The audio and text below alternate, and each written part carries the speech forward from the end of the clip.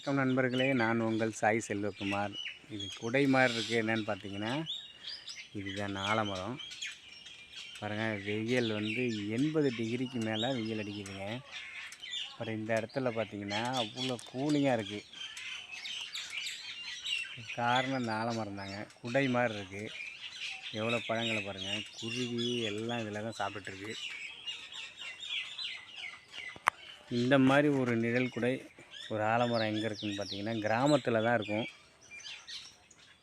நாங்கள் சின்ன வயசில் இந்த மாதிரி விடுதியில் வந்து ஊஞ்சல் கட்டி ஆடிருக்கோம்.